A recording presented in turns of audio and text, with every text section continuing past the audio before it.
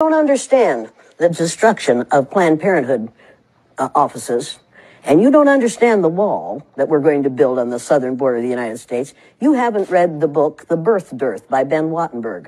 Ben Wattenberg was a brilliant Jewish man who was a member of the American Enterprise Institute, and he wrote a book, the first paragraph of which says, "The main problem confronting the United States today is there aren't enough white babies being born in this country." He was an advisor to presidents of the United States. He wrote the book in 1987. He says if we don't change this and change it rapidly, white people will lose their numerical majority in this country, and this will no longer be a white man's land. Now, I'm not misrepresenting this. I'm telling you almost exactly what he says. He says there are three things we can do to solve this. Number one, we could pay women to have babies, as they have been doing in Western European nations for years. Then he says, and these are his words, not mine, unfortunately, we would have to pay women of all colors to have babies, so we don't want to do that.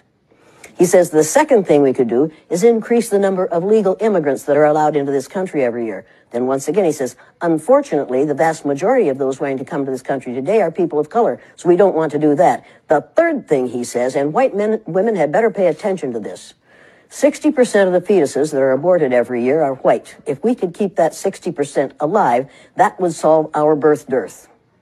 Does that sound like racism to you? Thanks for watching. Don't forget to subscribe, like, and share.